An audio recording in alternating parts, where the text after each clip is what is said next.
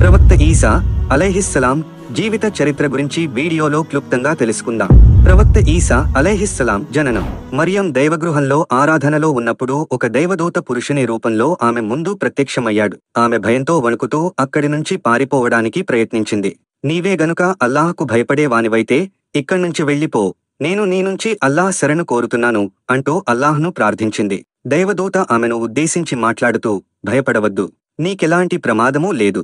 నేను నీ ప్రభువు పంపగా వచ్చిన దూతను మాత్రమే. నన్ను ప్రభువు నీ వద్దకు పంపాడు, నీకు సన్మార్గుడైన ఒక కుమారుణ్ణి ప్రసాదించడానికి అని అన్నాడు. ఈ మాటలు విని మరియం నిర్ఘాంతపోయింది. ఆమె దైవదూత చెప్పిన మాటలకు అభ్యంతరం వ్యక్తం చేస్తూ, నాకు కుమారుడు ఎలా పుడతాడు? నన్ను ఏ పురుషుడూ తాకలేదే, నేను శీలం లేని దాన్ని కాదు అన్నారు. దైవదూత ఆమెకు సమాధానమిస్తూ, అలాగే అవుతుంది. నీ ప్రభువుకు ఇది చాలా తేలిక. ఆయన నీ కుమారుడిని మానవాళికి ఒక నిదర్శనంగా అల్లాహ్ తరపున కారుణ్యంగా తయారు చేస్తాడని చెప్పాడు. ఈ మాటలు పలికి దైవదూత అదృశ్యమయ్యాడు. దైవదూత రాక వల్ల మరియం అలైహిస్సలాం చాలా ఆందోళనకు గురయ్యారు. నెలలు గడచిన కొద్దీ ఆమె ఆందోళన ఎక్కువయింది.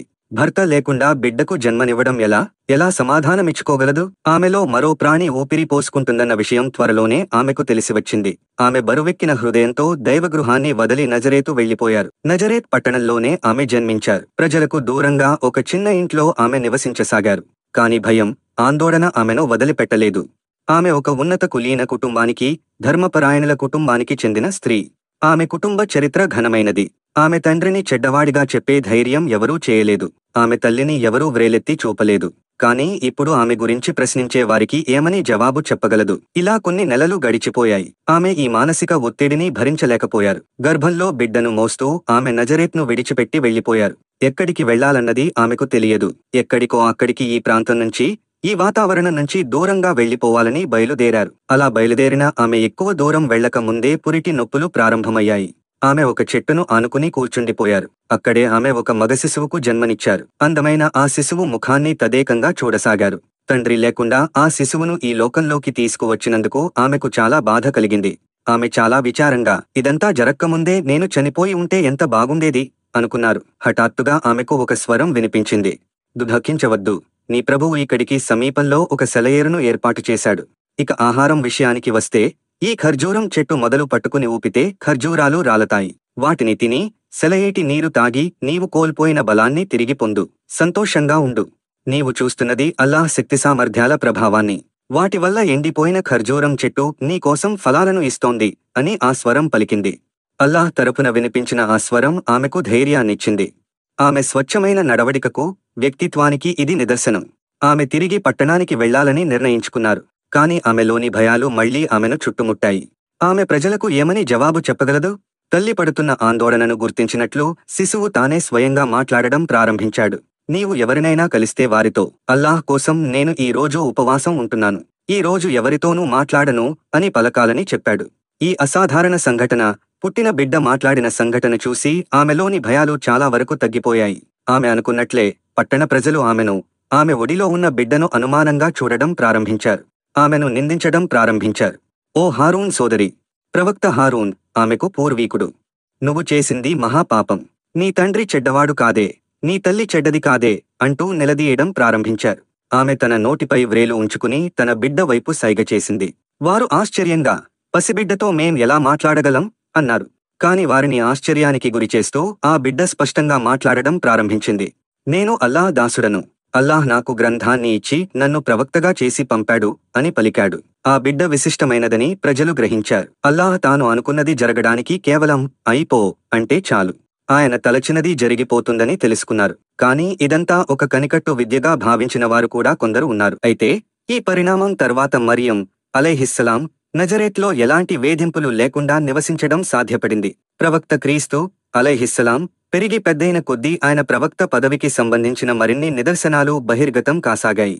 ఆయన తన స్నేహితులతో మాట్లాడుతూ వారి కొరకు వారి ఇంట ఎలాంటి భోజనం సిద్ధంగా ఉన్నదో చెప్పేవారు.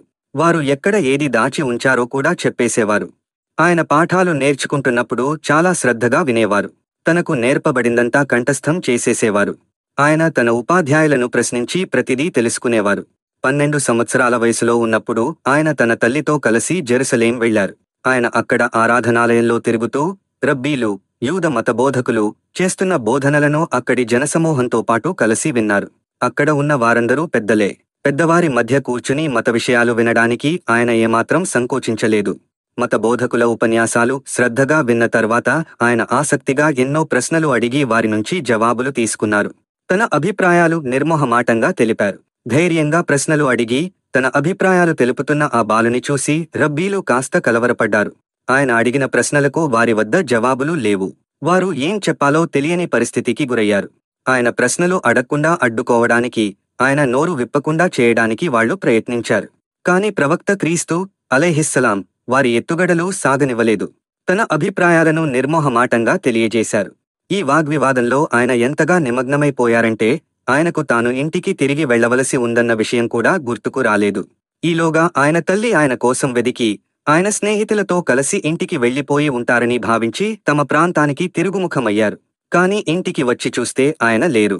ఆమె తిరిగి జెరూసలేం వచ్చి ఆయన కోసం వెదకడం ప్రారంభించారు.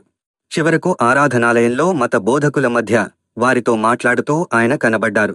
ఆయన చాలా మామూలుగా మత చర్చలు ఎప్పటినుంచో చేస్తున్న వ్యక్తి మాదిరిగా ఎలాంటి బిడియం లేకుండా వారి మధ్య కూర్చుని మాట్లాడుతూ కనబడ్డారు.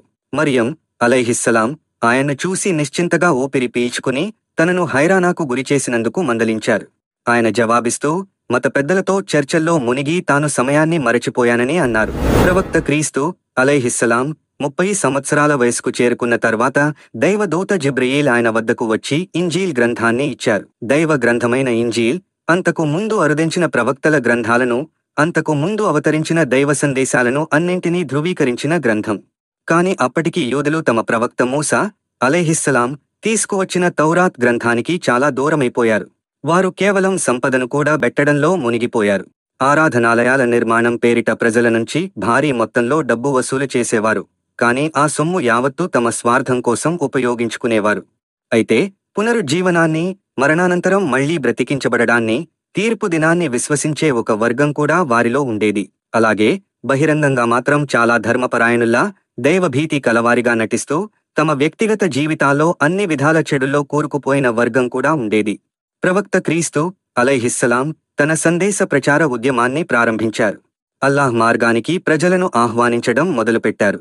యూదులు కూరుకుపోయిన చెడుల గురించి వివరిస్తూ వారిని మందలించేవారు. యూద మత పెద్దల ద్వంద్వ ప్రమాణాలను విమర్శించేవారు.